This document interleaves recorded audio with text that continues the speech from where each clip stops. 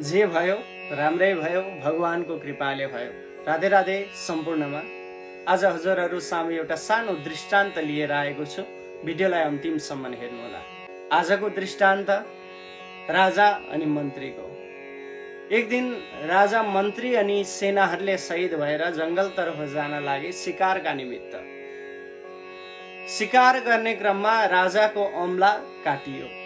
औँला काटिराख्दा मन्त्रीले भन्न लागे, जे भयो राम्रै भयो, भगवानको कृपा भयो। राजाले यो कुरा पचाउन सकेनन्, मन्त्रीलाई लगेर जेल हालिदिए। जेल जाने क्रममा मन्त्रीले भन्दै थिए, जे भयो राम्रै भयो, भगवानको कृपा भयो भन्दै थिए। राजाले त्यो कुरालाई याद गरेनन्। समय बित्दै गयो, राजा पनि दरबारमा फर्किनुभयो। फेरि केही समय पछाडि राजा शिकार खेल्नका निमित्त जङ्गल जानुभयो। जाने क्रममा आज शिकार खेल्दा खेल्दै भिल्लहरूको राज्यमा पुग्नुभयो।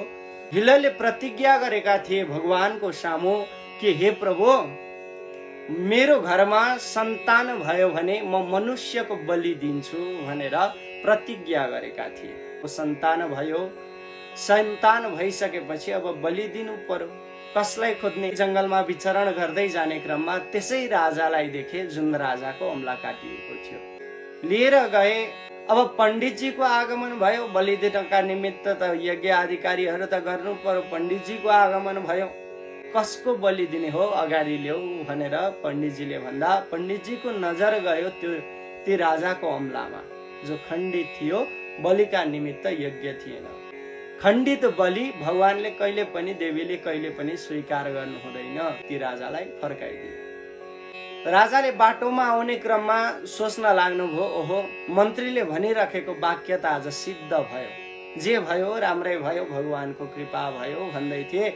साँच्चै नै मलाई भगवानको कृपा भयो। तर मन्त्रीले जेल जाने क्रममा पनि भन्दै थिए, जे भयो राम्रै भयो, भगवानको कृपा भयो भन्दै थिए। ती मन्त्रीलाई चाहिँ के कृपा भयो भनेर राजा सिधै जेलमा जानुभयो। जेलमा गएर मन्त्रीलाई भेट्नुभयो। मन्त्रीलाई पहिलो प्रश्न गर्नुभयो, हे मन्त्री, तपाईँ जेल आइराख्दाखेरि भन्नुभएको शब्द मलाई आज याद छ। जे भयो राम्रै भयो, भगवानको कृपा भयो भन्नुभएको थियो। हजुरमाथि के कृपा भयो? मलाई बलि दिन लगेका थिए। म खण्डित भएको कारणले गर्दा मलाई बलि दिन सकेनन्। तर तपाईँ के कृपा भयो भनेर जब मन्त्रीसँग सोद्धाखेरि मन्त्रीले भन्न लाग्नुभयो, हे राजा, आज हजुरले मलाई जेल हाल्नु भएको थिएन भने हजुर ठिक भइसकेपछि शिकार गर्न म पनि जान्थे, मलाई पनि लान्थे। हजुर त खण्डित